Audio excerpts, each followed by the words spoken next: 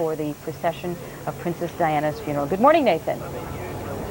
Hello, ASHA. Again, we're down here in what is called the media pit. Some of the camera crews and everything from all over the world are here. It is a huge event. This is probably going to be the largest television audience in the world, we are told.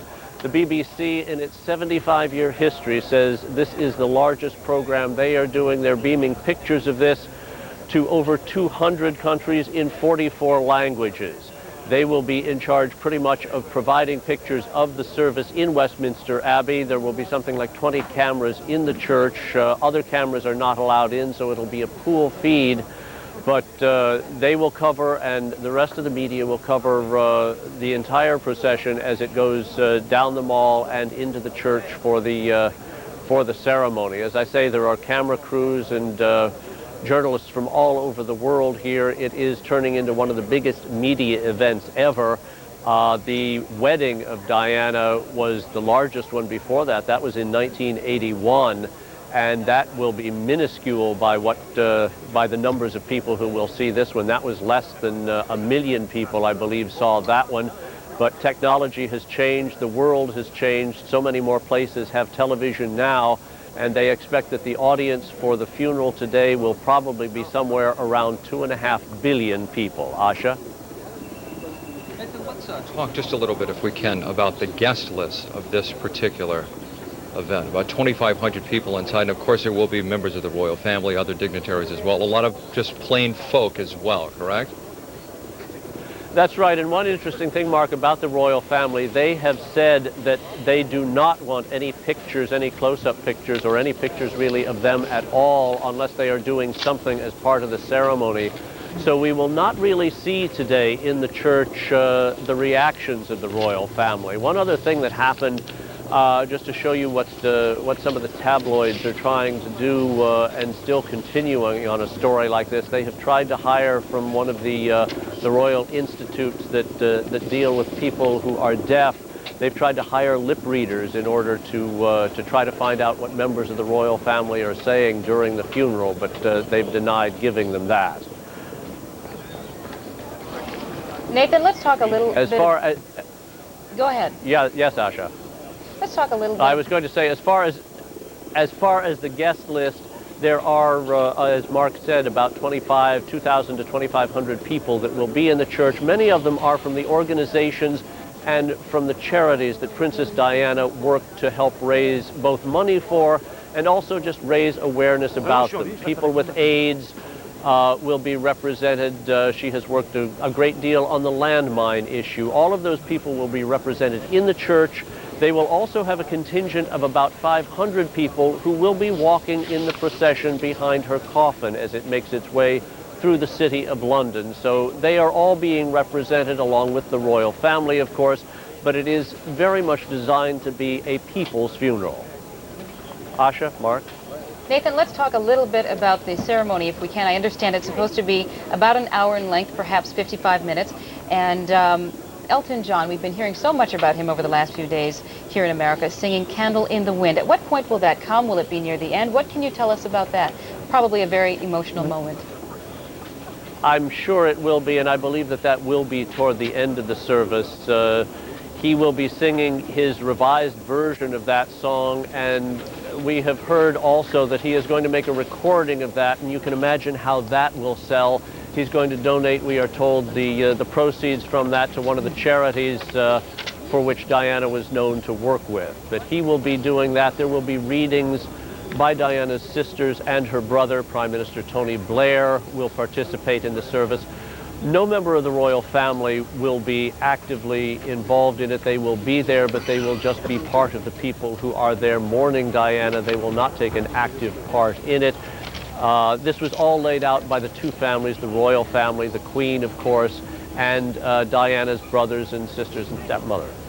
Nathan, I'm curious about one thing, as are a lot of people. We have seen reports and interviews that you have done and other members of ABC News in London getting reaction from various people as to the conduct of the royals during all of this. Has the mood indeed softened since the Queen came out, since the royal family has come out and met with the crowds? Just listening to a lot of the royal experts, the people who follow them, yes, has made a tremendous difference. Apparently, yesterday afternoon, just near where we are now, when she came back from Scotland, she got out of the car, walked among the people, walked and saw the flowers, and this is what people had been wanting.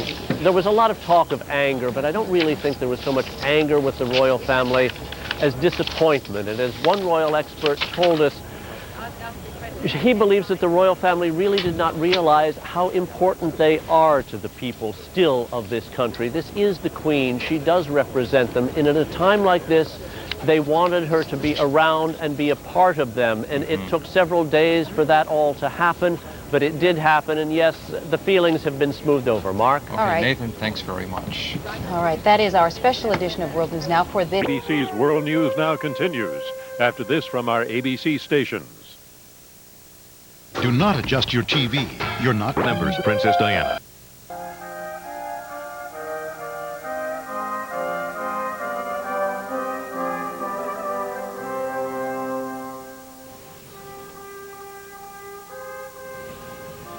A nation's grief spills into the streets of London after days and days of mourning and a final overnight vigil. The funeral procession for Princess Diana will soon begin. Good morning, and thank you for joining us on this special edition of World News Now. I'm ASHA Blake. And I'm Mark Mullen. This morning, the world says a final farewell to Diana, the Princess of Wales. In just 1 hour, 4 a.m. Eastern, hundreds of millions of viewers around the world will watch as Diana's coffin is placed on a gun carriage at Kensington Palace, draped in a royal standard. Let's go to Buckingham Palace now and join ABC's Nathan Thomas, who is there along with the crowds. Nathan, good morning. Good morning, Mark. We're here in front of Buckingham Palace where the crowd has gathered, some of them staying all night long. One of the people who camped here is a man named Bob Clark. Bob, why did you come and sleep in your car all night here? I think, obviously, once I heard about this last Sunday, I just felt it was something I had to do straight away, regardless of when it was. What is so special about this woman? I think all of us felt that we knew her personally, although obviously none of us ever met her. Did you ever meet her? No, not at all. No, not at all. But still you felt that way? Correct, yeah. Okay, thank you very much. People have done so much here. There are so many flowers, as you've seen, the mountains of flowers that have been put here at Buckingham Palace and at other places. Other people have done other tributes to Diana. A man named Saptal Singh Gandhi painted this painting. He did it last night, he said, in 4 hours after he had a dream about Diana. He said he painted this painting just to show how he feels. He wanted to show the world how he felt about Princess Diana and the work that she's done. Saptal also, he is hard of hearing. He has a speech problem. He so much appreciated what Diana has done for people with disabilities around the world that this was his tribute to her. Other people have traveled from all over England. They've come from literally all over the world to be here. One of them is Kate Waterman. Kate, why did you bring your daughters here today? Well, we felt that we just had to come and pay our respects to Diana. She was really unique. There's not been, it's hard to imagine anybody else like her again. She's just irreplaceable. What was there about her? It was, I think, a combination of her compassion and her great beauty, obviously, and her devotion to the boys, for whom we all feel totally devastated. And how far did you travel? We came up from Dorset, which is about 2 hours, so we left home about 3:30, so we're a little jaded. And you told me earlier this is not the first time you've come this week. No, that's right. We came up earlier in the week and laid flowers at Kensington Palace, again, because we just felt we had to. And that was a very moving occasion with so many people sending flowers from all over the world. So we just felt we had to come. There's been controversy this week about the royal family, about the Queen being hidden away in Scotland and not participating with the grieving in the rest of the nation. How do you feel about that? Well, I think that the shock for the two boys was so intense that Balmoral is one place in the British Isles where they can be completely alone and not hounded by photographers and the media, and I think it was quite understandable that they wanted to protect the boys from that. You're a mother, you have young children yourself. Talk about just how difficult you think it might be, what they will go through today. I mean, they are now in the public spotlight. They've stayed out for a couple of days, but isn't this going to be terribly difficult for people of those age? I have such admiration for them, even managing to survive yesterday and talking to the crowds and managing to smile. They're remarkable boys, and I hope that they can take all the best parts of their mother, the warmth and the compassion and the friendliness, and carry that on into the next generation. Thank you very much. Just some of the people who are gathering here. The funeral cortege will be going by our position in just a short time, Mark, and that's it from Buckingham Palace. Mark? Nathan, one quick question before we visit with you a little bit in detail a little bit later in this broadcast. Best guessed on crowd estimates or still not? We hear everything from 1 million to 6 million. Do they even know? How many are they prepared for? They don't. I mean, the police have said it could be as many as 6. They've got 27,000 officers. Everybody's been called off leave just to deal with crowd control here. I don't think anyone knows. This country was so shocked by the outpouring of open emotion this week. No one ever expected that. So they don't know what to expect today. Here at Buckingham Palace, this whole square in front of the palace is filling up with people this morning. I'm sure it's happening all along the route of this procession.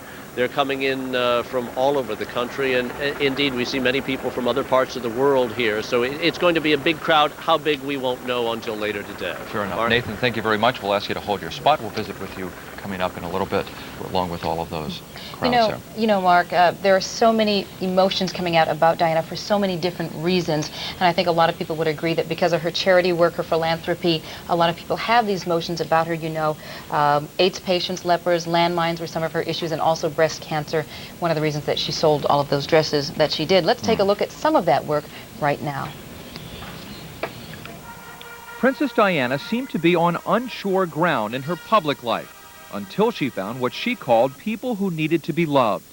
Diana made headlines when she shook the hand of an AIDS patient at a time when many people were afraid to get near those with the virus.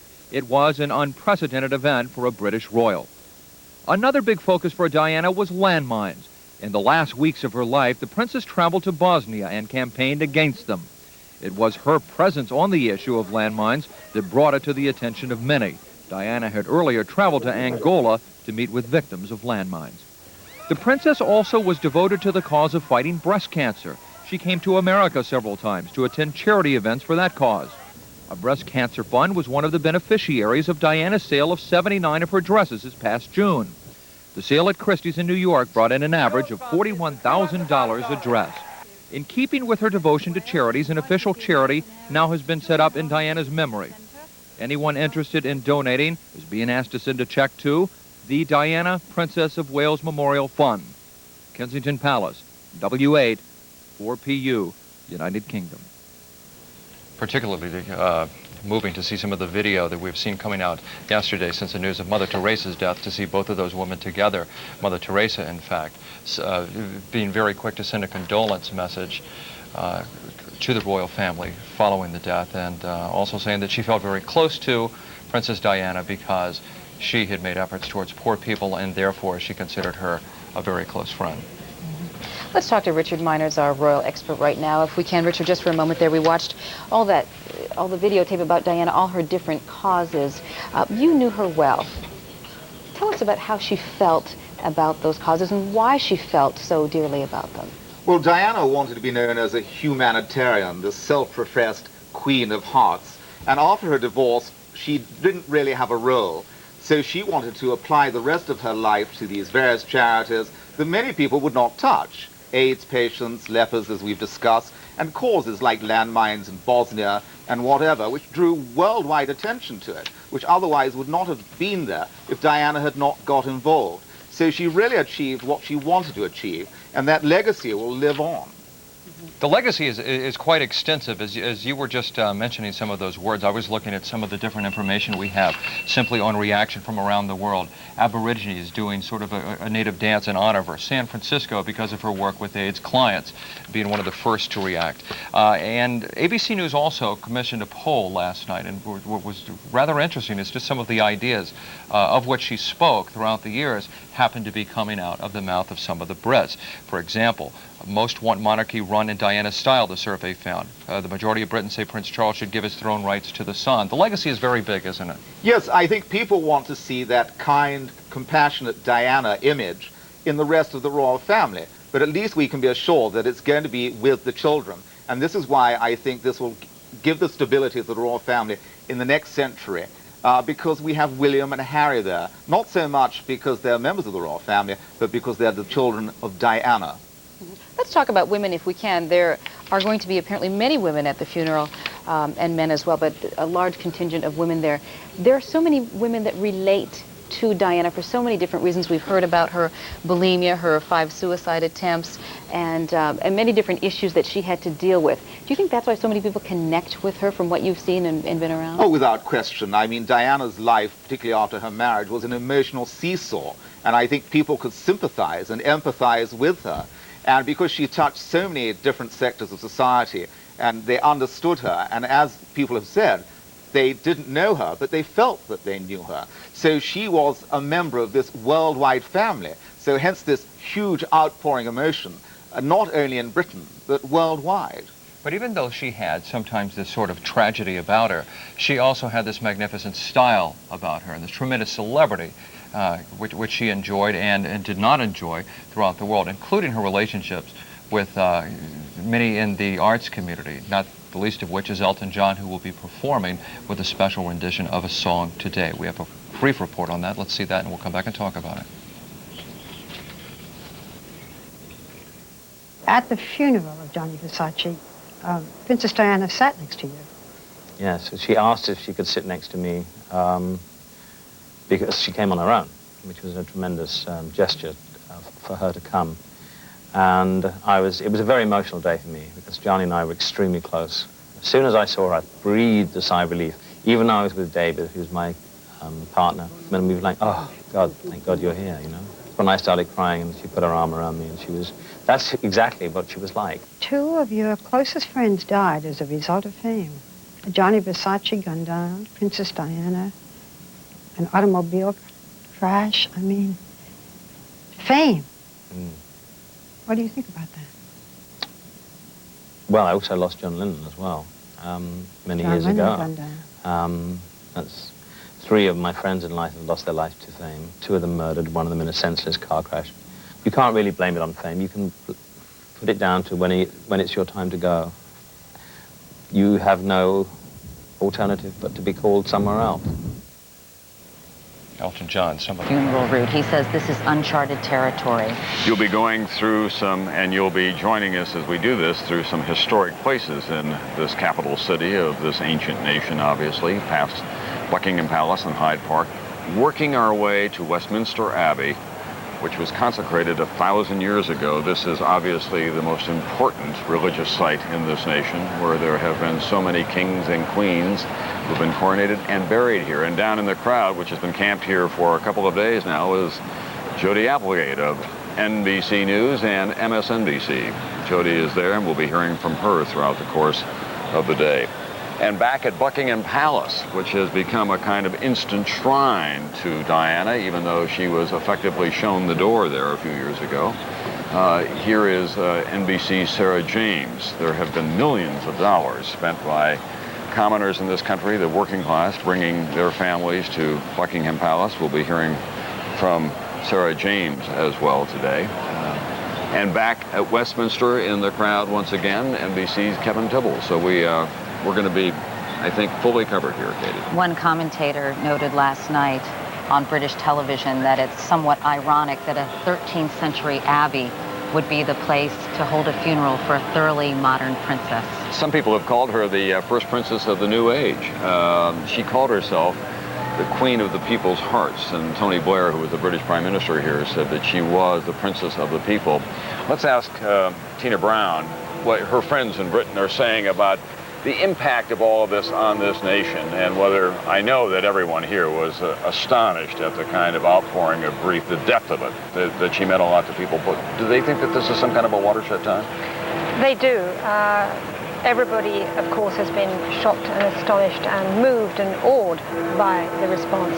And I think people really feel that it's almost as if the British people have decided to renegotiate their contract with the royal family and demanded of them that they will now listen to the lessons that Diana tried to really make them listen to while she was alive.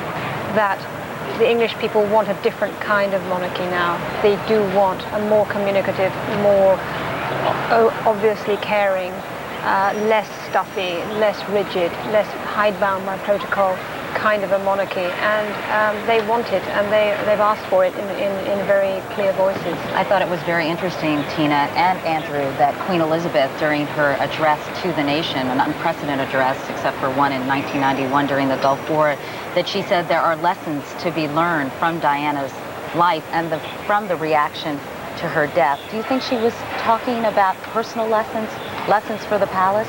I think this is very much more a personal than a political occasion. It's obviously one has to only look behind us to see what a massive event it is. But I think the messages that it's giving are mostly about the person of Diana and how much she was loved than anything to do with politics. I think Tina's absolutely right to say that the palace has got to modernise, but certain things they've done this week implies that they have at least learnt that lesson. Do you think that the royal family will become, before sometime in the 21st century, just simply ceremonial here? Well, it is pretty much simply ceremonial now, apart from there are a few prerogative powers that it still retains, which the Labour government are interested in cutting back. But nevertheless, there's going to be quite a big political debate before that happens. Do you think that through some of the actions they took in the latter part of the week that they got back into the public's good graces? I don't think they were ever definitely out of them. The way in which the young princes, whom everybody speaks about, feeling the best interests of, but nevertheless, they were forced to grieve in a public way rather than in the way that they had hitherto chosen. And I think that they therefore have got an awful lot of sympathy from the public for having done that. Apparently, the public can be fairly capricious in its attitudes towards the royal family. The front page of the London Mail on Thursday says, "Why isn't the royal family showing its grief?" And on Friday, the headline was, "Why we must support the royal family." Well, there has been an ebb and flow throughout history about the relationship between the people and the monarchy. They do. I mean, it seemed actually, I felt, somewhat invasive, really, of the tabloids to keep telling the royal family how they should grieve. You know, when you're grief-stricken, you do shut yourself up into solitude. And I think that the Queen rightly thought about her grandchildren and rightly spent her time with them and felt less about the sort of public PR position of what she should be showing than what she felt about her family. And I really warmed to her, frankly, for putting her children first. And she gave quite an effective speech, didn't she? She did. I mean, for her, it was a very effective speech. You know, I mean, she has a formal demeanour. She can't emote in the way that people sort of want her to, which is unfair because that's not who she is. But she did her best, and I think by calling the Princess Diana rather than the Princess, and by you know, evoking herself as a grandmother as well as a queen, I think she did move people very much. And while she said that she admired Princess Diana, she never used the word love, however. Katie, I think Kevin Tibbles is down in the crowd. That's right, he's down in the crowd with one of the many, many people who have staked out a position for days. Is that right, Kevin? Well, Katie, I'm speaking with Jackie Fulton, who's come in on the train from Essex, which is outside of London, to be here today.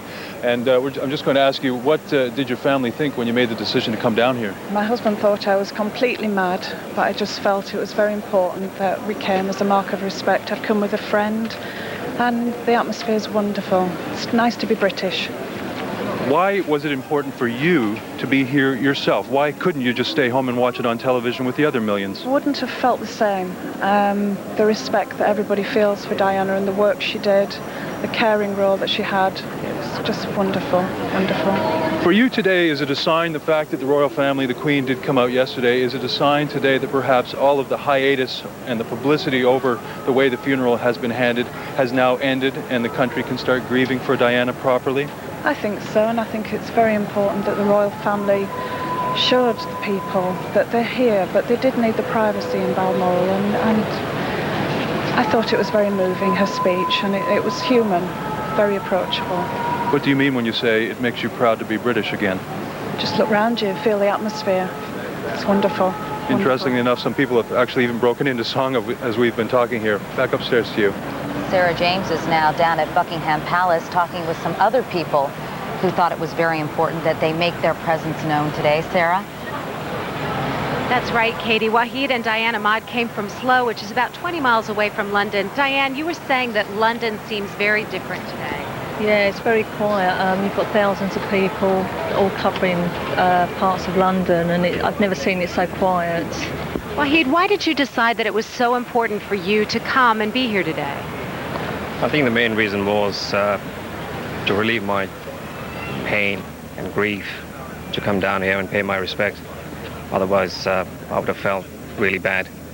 And the way she was unique. And she did a lot of things for the poor people. And I think that's the main reason why I'm here. Diane, you were saying she was a very different kind of monarch. We're right here in front of Buckingham Palace. Was she like the rest of the palace, in your opinion? No, very different.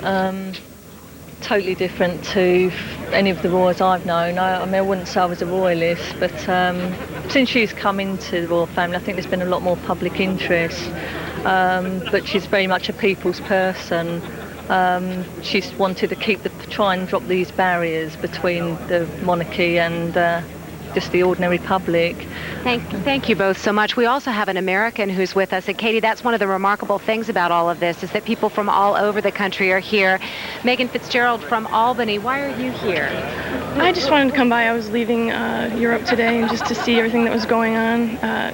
It's sad. You can't imagine just walking around with thousands and thousands of people just keeping to themselves, being very quiet. I mean, there's literally thousands of people, and it's extremely quiet. It's sad. It's very sad. You said it reminded you of a tragedy in the United States. The biggest tragedy in my lifetime in the United States was the Oklahoma City bombing, and there you're just glued to the television set, just wanting to see every little bit of information you could, trying to find out what was happening, what was going on. Similar to this, you just wanted to know what was going on and what was happening. Are you struck by the silence, Megan? Yes. I got off the train last night, and I came in and walked around. Just crowds of people, you're huddled together just walking, but it's silent. All right, well, thank you so much. A number of the people who are here at Buckingham Palace lining the route, waiting for the funeral cortege to come by. Katie? Thank you, Sarah. It seems as if people are certainly saddened by the death of Princess Diana, but that something else altogether is at work here, that they want to be part of the communal experience. They want to be witnesses to history. Well, this is an occasion that they'll not likely see again in their lifetime. Now, having said that, there may be something that will come up in a few more years. But that young woman, I was struck by the fact that the defining moment in her life in terms of tragedy was the Oklahoma City bombing. Which made you feel very old, I'm sure. Right. Others think about the... Made me feel old, too, Tom. Right. Others talk about the Kennedy funeral, obviously, or the shuttle going down. Let's go now to Kensington Palace. The cortege is about to leave. That's the official residence. It's at one end of Hyde Park, and Diana maintained an apartment there. That was part of her settlement when she was divorced from Prince Charles, and the boys lived there with her. People tend to think that Kensington Palace apartments were quite grand, but in fact they're surprisingly small. There was a small sitting room, 4 bedrooms, and a dining room that seated 16. So that in fact when Prince Charles and Diana were there together, particularly when things were strained, it was very small for them and quite claustrophobic. They couldn't expand because it would mean they'd have to evict someone else in the royal family in a neighbouring apartment. In fact, a number of royals live at Kensington Palace, don't they, Andrew? No, several, and they all live cheek by jowl, as Tina was saying. Let's just take a moment and savor this.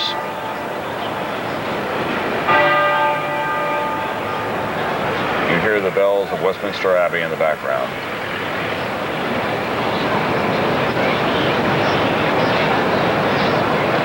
Throughout the cortege, you'll be hearing them. They'll be tolling once every minute.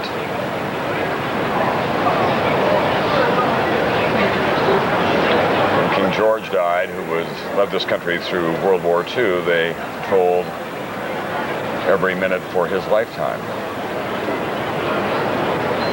There has been a dispute, Andrew, a bit about using a gun carriage and having any military association with Diana because she was so active in the anti-landmine movement. And they have kept it to a minimum here in terms of ceremony, haven't they? They absolutely have. When Winston Churchill died, there were 7,000 troops at the ceremony. I think the gun carriage is a little unfair to criticise them over this because Princess Diana, although she was, of course, anti-militaristic, was never naive about this and often went to visit the troops in Northern Ireland, including this regiment itself.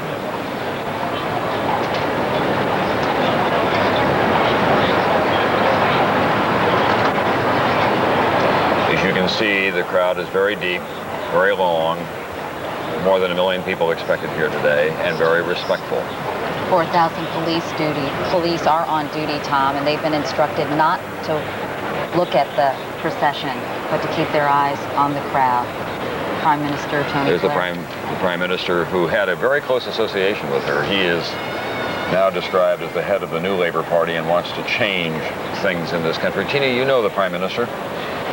His relationship with her was very strong. In fact, she thought that the monarchy ought to take some clues from how he had won the hearts of the people here. Yes, she was she had a lot of hope in the whole Tony Blair era. She felt that he was going to be the agent for change that might even, help change the royal family. And she did say that in June, when I met her, that she felt that his advisor, Peter Mandelson, was just exactly what the royal family needed to help advise them and change their attitudes to the media. I know she also told you that he was one person who would know how to use her properly. Yes, she believed that, and it was true, that he felt she could be very, very helpfully used on specific missions, particularly to China. She wanted to go to China, and she felt she was going to be able to persuade him to back her in that. And that was already beginning to drive the Tories around the bend a little bit, the Conservative Party here. They were calling her naive, one of them said anonymously a week before her death, she'd become an instrument of the Labour Party. I think that it was simply that she felt she had a rapport with a younger, more idealistic, more communicative kind of Prime Minister. He was just the kind of person she could talk to. And it was easy for her to forge a bond with him. This journey to Westminster Abbey is expected to take about 1 hour and 47 minutes. The 6 horses, there was some concern that they might get slightly agitated walking through such an enormous crowd. So yesterday at their barracks, apparently soldiers threw artificial flowers and rolled up newspapers at them to see what their reaction would be, to ensure that they would remain calm if the crowd did not.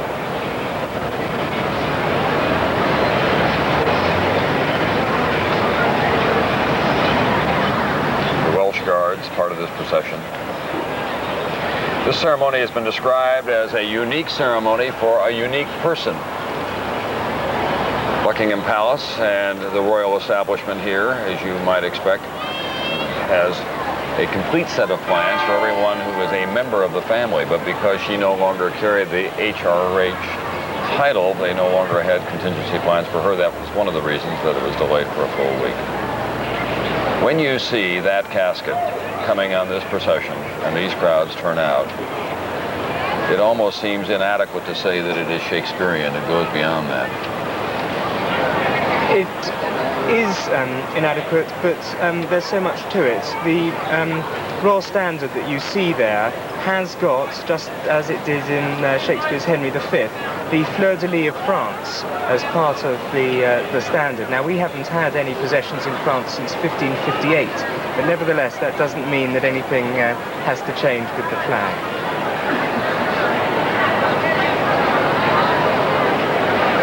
On top of the coffin, white lilies, Diana's favorite flowers. I think you must ask Tina about that. She's more likely to know. Yes, white lilies were her favorite flowers, and it's certainly what she would have wanted. Let's just absorb the moment here.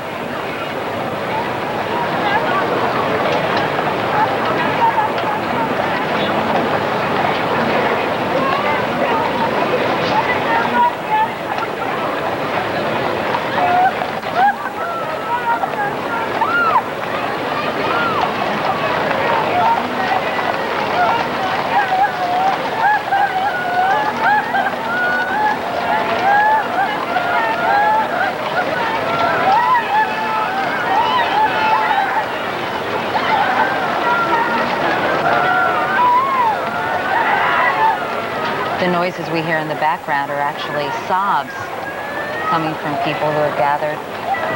Many have spent 3 nights here.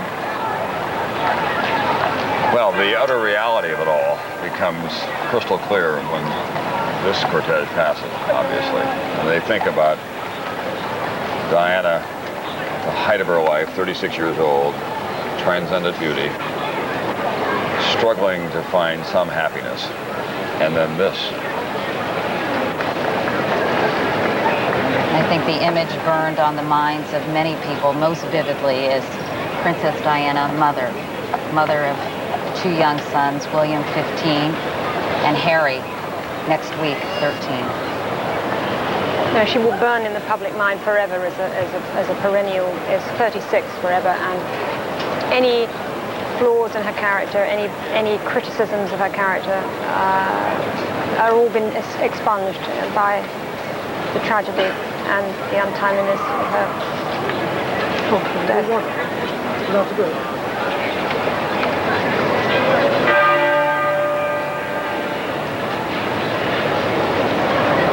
Andrew, do you think that there will be any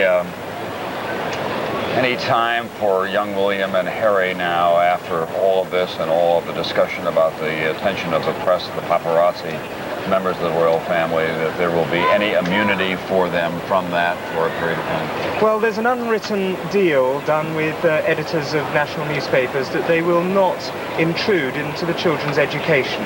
One can only hope and pray that Prince William does not now inherit his mother's position as the #1 media interest figure, and they then break this agreement. If that does happen, then who's to say he might well go the same way as her. It would be just impossibly tragic if that did. He already has an intense dislike for the press. And one that is only likely to have been hugely increased by the events of the last week. We're hearing the tenor bell from Westminster Abbey toll half muffled every minute during the procession.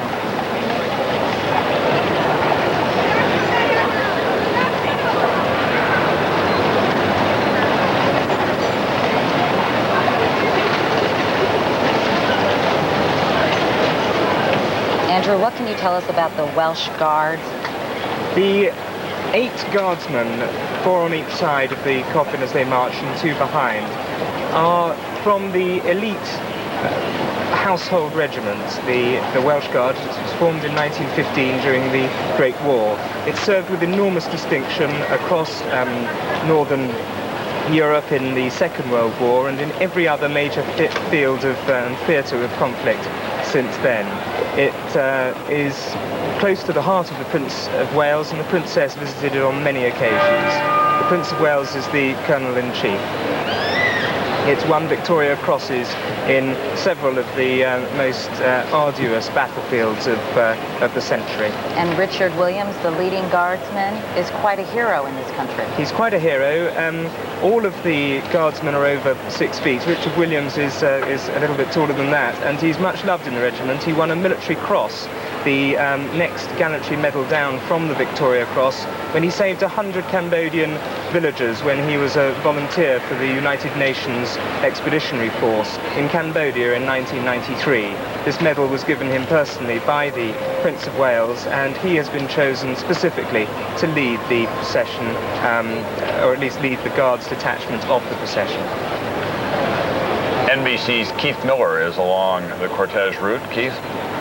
Well, we are witnessing an historical moment. The gun carriage is slowly making its way from Kensington Palace, the former home of Princess Diana. The crowd's about 8 deep here, very solemn. At least at the beginning, it was a little bit noisy. It has quieted down as the funeral procession slowly makes its way by. The gun carriage, of course, with the King's troops, Royal Horse Artillery. The coffin is on an oak platform just above a gun that was actually used in the First World War. A very, very solemn ceremony, and I must say, the people here realize that they are witnessing an historic moment. We'll witness it with them for a few moments. You can see from the expressions on the faces of the people just how deeply attached they were to Diana, Princess of Wales.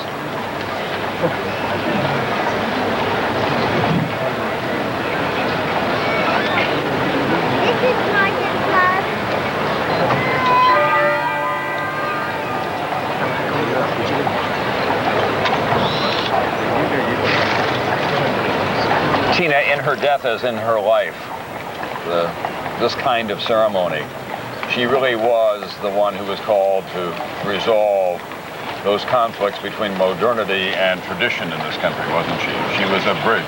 She was a bridge, and she fought for the change. It's an incredible irony that she really, in the end, has achieved what is really a shaking to the core of the royal sort of self-image by her death. I mean, she begged them really to rethink the way they did many things, and felt trapped by the protocol, and trapped by the court, and trapped by the palace way. And you know, she was often belittled for that.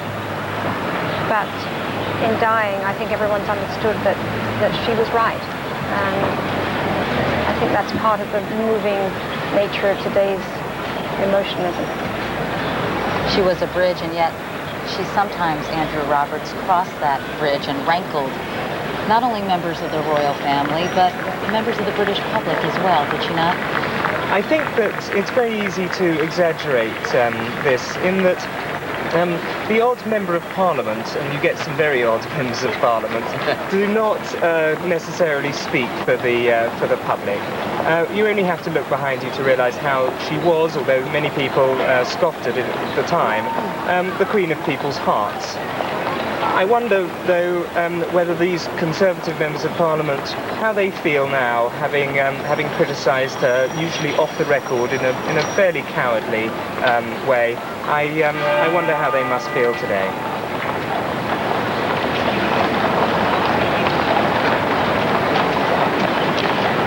One member of the Conservative Party said that Labour, the party of Tony Blair, trying to hijack the affections of a susceptible, volatile, and politically inexperienced woman who was in a sensitive position.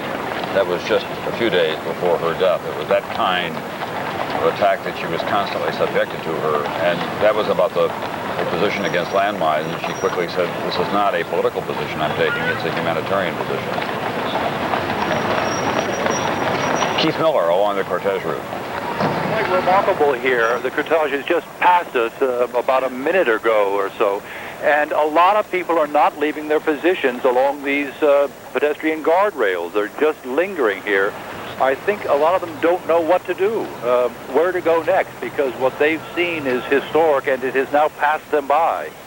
Of course, the former home of Princess Diana, Kensington Palace, is now empty, and I think there's a sense of finality here which perhaps is draining them. They're just not moving. They're just staying right where they were when the procession moved by. Many people are, of course, milling around, but a considerable number not leaving, and we are still seeing people arriving here placing flowers and notes of sympathy. It's remarkable that it continues even though the procession has passed us. We want to show you now a map of the route itself and where it is along that route. I'm going to act as a kind of a sunscreen for Katie here so that we can look at it here in the bright sunshine. They're about Royal Albert Hall. And Royal Albert Hall, obviously, is an important place here. Those of you who have come to London in the past know that it is one of the great concert halls.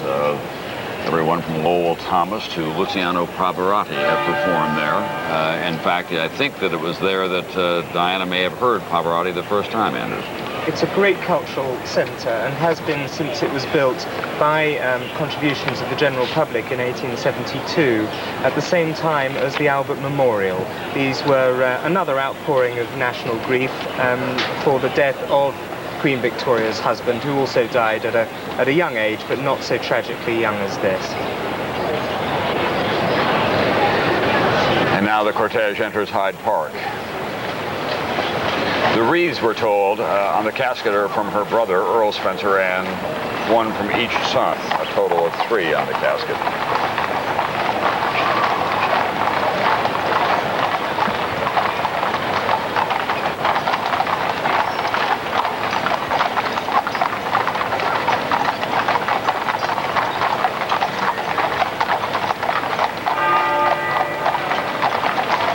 It is at Hyde Park where 2 big screen television sets have been placed.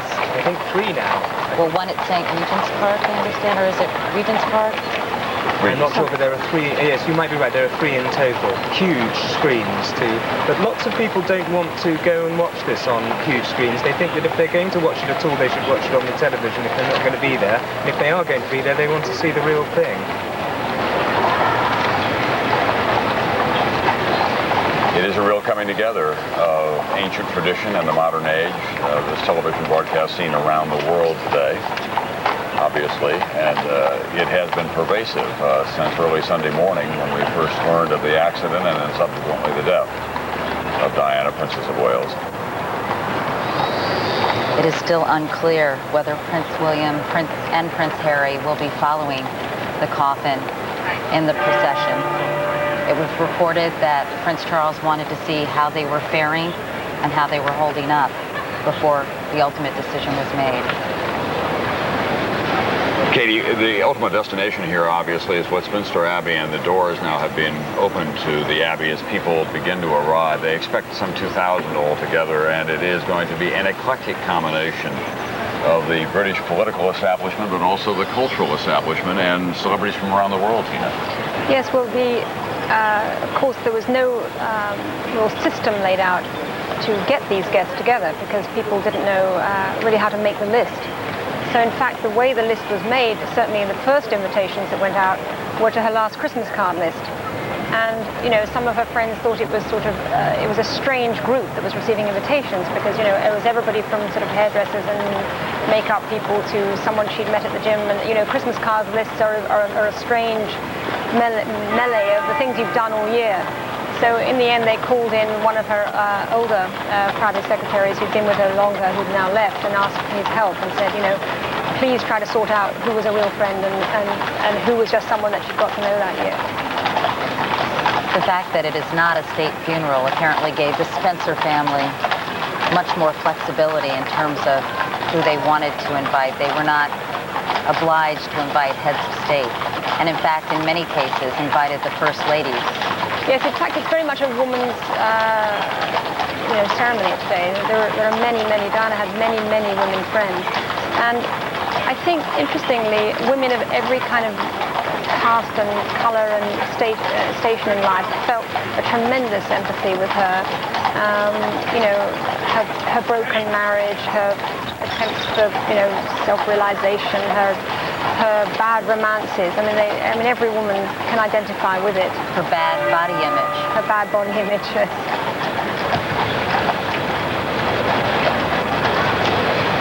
This will take about an hour and 47 minutes altogether if it stays on schedule, and then at 11 a.m. in the morning here in London, and that would be 6 a.m. Eastern Time in America, the funeral services will begin at Westminster Abbey, and we think that they'll run for about 45 minutes. Then there will be a minute of silence nationwide, and then there will be another procession to the family estate north of London, where she will be buried, now we're told, on an island in a lake on the family estate, not at the family chapel. The family chapel is open to people in the community who worship there, and apparently they were greatly relieved when they heard the news that she would not be buried there because they feared that it would become this huge tourist attraction, well, rightly so. They were terrified it was going to become Graceland. It's the last thing they want. It's a quiet little village. It's been in the family for a long time. And it would be an awful intrusion on the sensibilities of that small village of some 200 people. I think there is something extremely romantic and about burying her on an island in a lake. It has a wonderful aloofness and yet at the same time a great beauty for her. I thought it was an interesting choice because Earl Spencer said the day after she was killed that she's finally in a place where no one can touch her.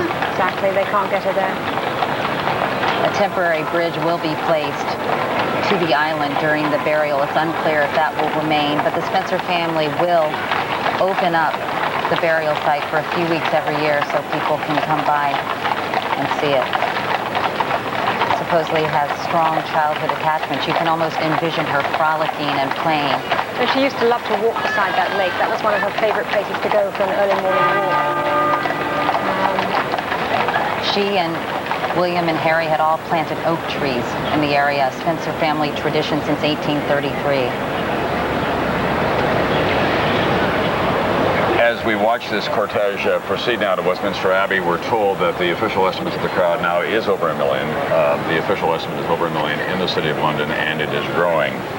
We have some additional information for the flowers, those of you who have been watching this casket in this solemn procession through the streets of London. The roses, we're told, are from her youngest son, Harry, in the front of the casket. The tulips are from William in the back. The lilies are from her brother, Earl Spencer, who is known as Lord Althorp, you may remember, and he worked for a time for NBC News, but he now lives in South Africa, and he was in a understandable rage when this occurred, especially against the paparazzi. He said, I always believed that they would cause the death of her, but I think he always meant that metaphorically.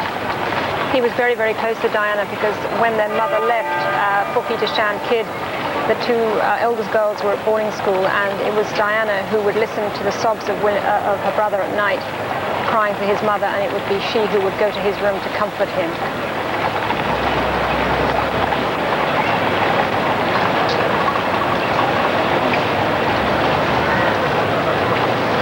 She was part of British aristocracy, but she did have a difficult childhood, Tina, didn't she, with her mother leaving?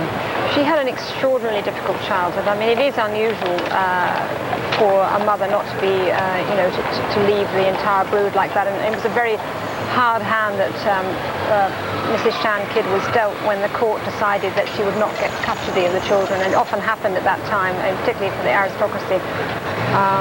But it was a terrible blow from which her mother never really recovered, and certainly I think damaged the 6-year-old Diana tremendously to just lose all that support and love from her mother so early. Especially when her father made what was in her eyes a bad second marriage. Yeah, she did not like Reign at all. I mean, it's very hard for any stepmother coming in that sort of situation. But the children did not like her, and that added to her feeling of alienation and betrayal and confusion.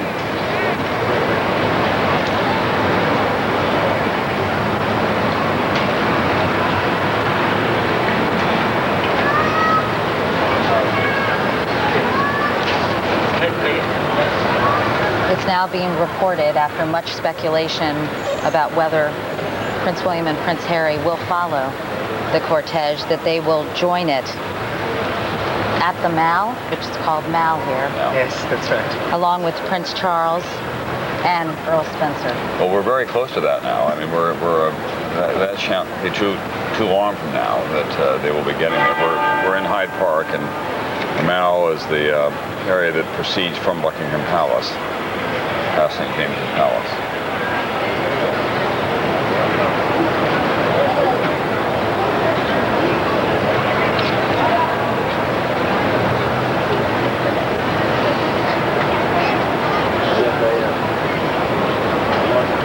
They'll go through Wellington Arch, called the Constitution Arch as well, which is a tribute to the great military hero, the Duke, obviously, and that is closed to the rest of us, but it is used only by the royal family.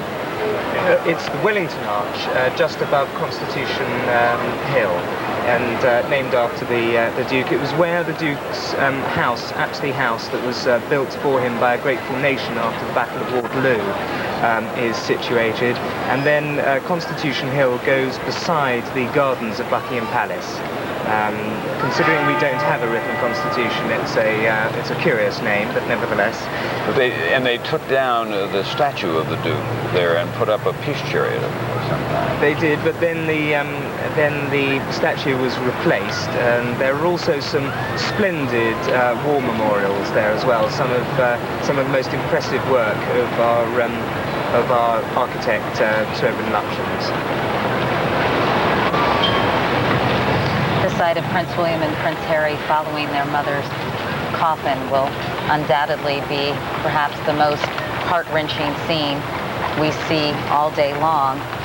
They and Prince Charles, as we all know, showed up yesterday at St. James's Palace and spoke to some of the people who had gathered there. It was extremely moving to see,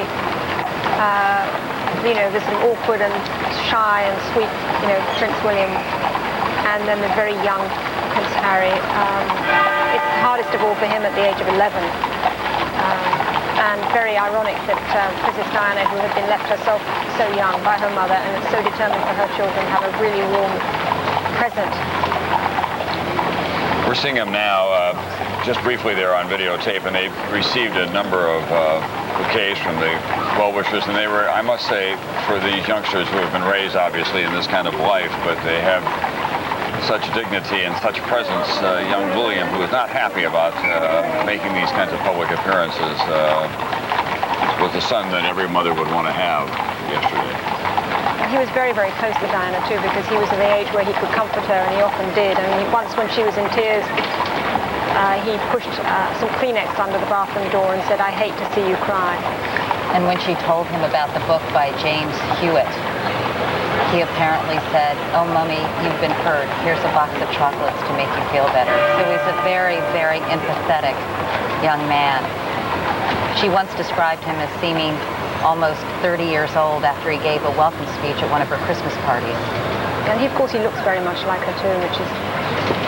We are, it has now passed through the Prince of Wales Gate, Andrew. You're probably seeing this better at home than we are, because we have lights in our television monitors here, and we're having a little difficulty knowing exactly where we are at all times. This is the crowd.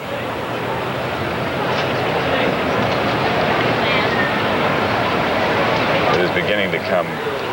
You can see Sting. He is arriving at Westminster Abbey along with his wife, Trudy. Yes. He and Elton John, of course, sang at Gianni Versace's funeral, the very same funeral where Elton John was comforted by Princess Diana. He is one of the 1,900 invited guests.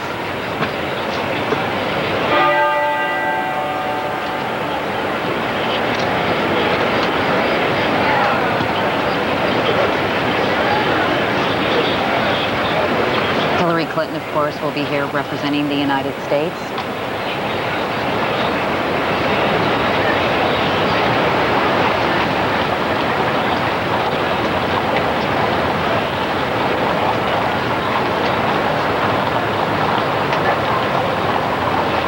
David Frost, who knew her well and has been a ubiquitous figure in this culture for a long, long time, obviously. Sir David Frost now. David is married to Lady Karina Howard, who's one of the daughters of the Duke of Norfolk, so he sort of adopted really all the sort of friends of the aristocracy, and that's really how he got to know the Princess of Wales. The Duke of Norfolk, of course, as Earl Marshal, would have, the Duke of Norfolk, as Earl Marshal, would have organised this had it been a state funeral. He only was allowed to step down because it's not officially one. It's worth saying that others have not had a state funeral as well, but the one that this one is compared to, Andrew, is Lord Mountbatten, who was known as Uncle Dickie, obviously. He was a very, very influential figure in the family, very close to Prince Charles, and when he was killed, when he was assassinated by IRA terrorists, they gave him a funeral that was like this, unique and stately, but not officially a state funeral. But Mountbatten himself drew it up and all the details of it. And so he always enjoyed having a good show, and he had behind him two people holding cushions with all his medals and orders and decorations on them. Although Princess Diana won medals and orders for her humanitarian work, she wouldn't have crossed her mind to have had that sort of flummery. The most enduring image of that Mountbatten funeral was his charger, which rode in the procession with his lifeguard's boots reversed in the stirrups. Tom Hanks and Tom Cruise and Steven Spielberg is there as well. Tom Cruise, of course, railed against the paparazzi following Princess Diana's death, saying that he had experienced the same level of harassment and called for it to stop. Nicole Kidman, his wife, is with him, with Tom Cruise. She's a member of the Commonwealth, obviously, who came from Australia. She did touch many lives and move through many circles pretty easily, Tina. Yeah, she had many friends amongst the fashion world and many friends amongst the pop culture world, and she also made friends with the people who, you know, were her sort of wardrobe mistresses, face artists. I mean, one of them was a lady she used to call a lot on a Saturday night, who was a kind of makeup artist, who a little more than that because she was also a sort of therapist as well. And in fact, often on a Saturday night when she was alone at Kensington Palace, she would call this woman and say, you know, you told me to call if I'm ever alone, and I am. I'm alone again on a Saturday night. And they would talk about her problems. Sarah James is at Buckingham Palace with someone that knew Diana, and it's worth pointing out, by the way, Sarah, that I think that there are something like 100 representatives of the various charities that Diana was close to who are involved in this procession today. And it makes so much sense, Tom, because she gave so much to so many people, and indeed the person we're about to talk to is an example of that. So many of the famous are filing into that church, and Vincent Seabrook isn't famous. In fact, the way you met Princess Diana is very unusual. You were asking her for money. Yeah, so I was actually living on the streets, and I just, you know, I was really tired, and I was asking members of the public for money, you know, just to live. It all happened all of a sudden. Did you realize it was the princess? No, not at all. Not until I'd asked her, and she turned around, and then I realised it was the princess, and I just felt like I wanted the world to swallow me up there and then. What did she do? She came back over to me, and she crouched down, and she just asked me my name, my age, why I was on the street, where's my parents. And she was, you know, she sat down and talked to me, you know, just telling me, you know, why am I on the street, you know, what she does for people. She got you some food, didn't she? She did, yes. She got me, she went her way and got me some food, and came back about 5 minutes later, and she said, tuck in, and I was, you know, I just didn't know what to do. You know, I was hungry, but I didn't want to eat because I didn't know how to eat properly in front of royalty. But in fact, not only did Vincent Seabrook get money from the princess that night, but he tells us that in addition to that, she also took him to one of her charities, one of the hostels where people who are on the street are given aid. He spent some time there, and 2.5 years later, 2.5 years after meeting the princess, he's now got a job as a security guard, that is, and his life has turned around. Tom, that's just one of the stories of people who have been touched by the princess. As Andrew corrected me, I think there are 500 representatives of the various charities who have been invited to march here. She was unusual in her charitable work. That's kind of the occupation of the royal family, but she chose charities that were not necessarily popular, and she chose charities in which she immersed herself. There was an exchange of letters, apparently, between Prince Philip, her father-in-law, and Diana, in which he said, you know, it is the duty of the princess to be more than popular, and she wrote back and said, why can't we change some of these charities with which I'm involved? And she got involved in AIDS and homelessness and the anti-landmine movement around the world, went to Africa and held babies and did things that other members of that family had not done. They'd always been in charities that were kind of safer and from a distance. Yes, she chose her charities from her heart. She really did. And they gave her great joy. I mean, those were her greatest moments of happiness when she was involved with these things. When she, you know, and she could do things that frankly would repel other people. You know, she would hold the stump of a person with leprosy, you know, in Indonesia. She would, you know, she was the first to really shake hands with the AIDS victims and take away that stigma. And it gave her great strength and joy. She loved doing it, and she radiated when she did it. She almost had a natural ability to reach out and comfort people. She did have a natural ability. She knew always the right thing to say to put people at ease. She was willing to get down on the floor with children. She would chat about, you know, make small talk with people, old people in old folks' homes. I mean, she loved doing it. It wasn't an act. It was a real, it was an act, of course, on one level, but on the other level, it's deeply felt, and seemed to be her real moments of achievement and happiness. In fact, some of the people whom she has helped in the past greatly resent the insinuation that somehow these were image-enhancing photo opportunities. They say she did feel very, very deeply about what she was doing. She did. As the cortege makes its way now through Hyde Park and slowly winds its way toward Buckingham Palace, the official residence of the royal family, let's go to NBC's Jane Pauley, who is there now. Jane? Tom, I'm at Buckingham Palace with Robert. Elizabeth I, who cast the Roman Catholic monks from this abbey, emphasizing its role as the English church. When Queen Elizabeth assumed the throne in 1953, it was the first and so far only televised coronation here. But every other monarch, save two, for the last 1,000 years was crowned here.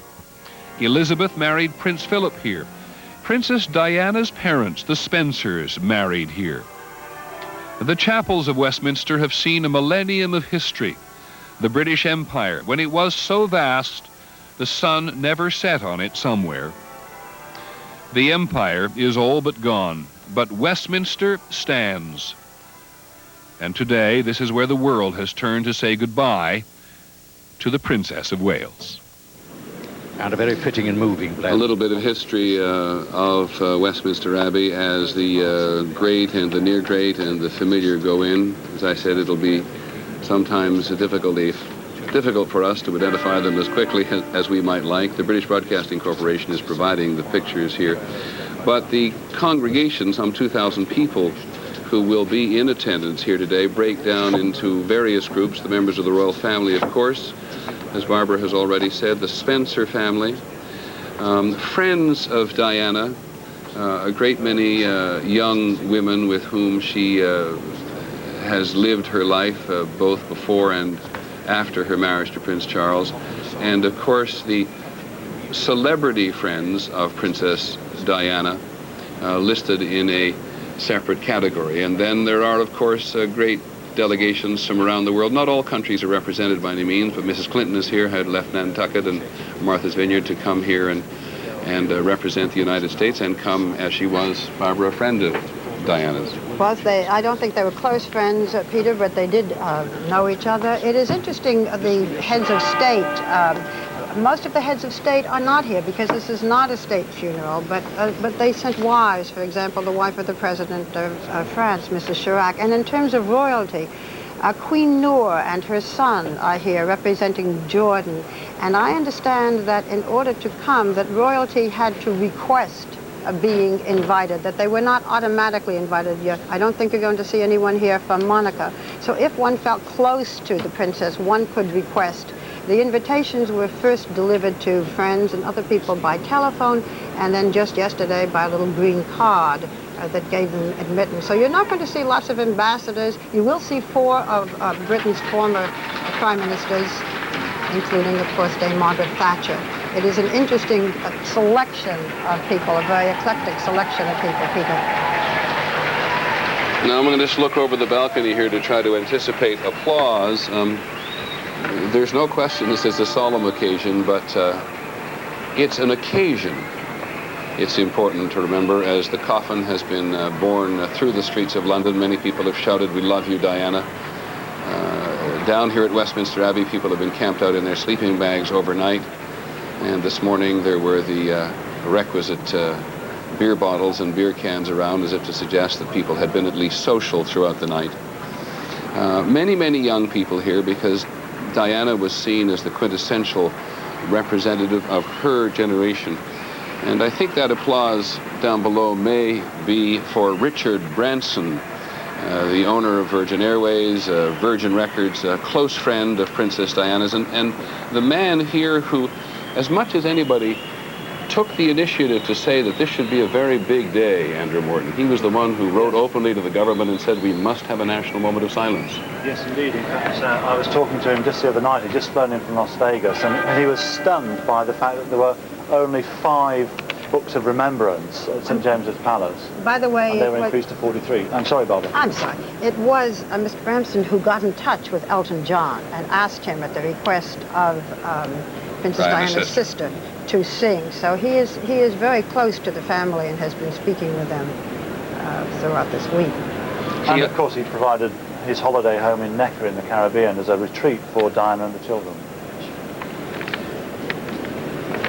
All of the members of the British government will be represented. Britain has a new government. In case you don't watch affairs here terribly closely, a new Labour government. We make reference to Tony Blair, the new Labour Prime Minister. It is very much called New Labour, sometimes seen, at least in its public demeanor, as imitative of the Clinton campaign at home. But certainly the traditional political center has moved dramatically in this country in the last little while, and it was Tony Blair, who's quite familiar in the United States now, who was very much out front when Diana was killed, saying we have lost the princess of the people, and who a skeptic would argue, Mr. Morton, has has perhaps used Diana just a little bit in political terms. I'm sure you're going to disagree with me on such a day as this. I think, Peter, you'd have to be very cynical to believe that. I think that it was a mutual thing. Diana was very much looking forward to working with Tony Blair, and she was a great friend of Peter Mandelson, who is one of his advisors. And she was talking about Tony Blair using her more as an ambassador for Britain to go to China, to other places. Something which John Major, the former Prime Minister, had blocked because of opposition from the palace. But I understand that she does not need permission now to make these different trips, and that she had planned a year ahead the different places that she was going to go to. She was going to Thailand in November. And so she had planned all of these trips. It doesn't seem as if she was going to retire from public life, as we had heard, Andrew. She had a great many things planned, didn't she? I was talking to a member of her staff just the other day who said that she was filled with enthusiasm, hope.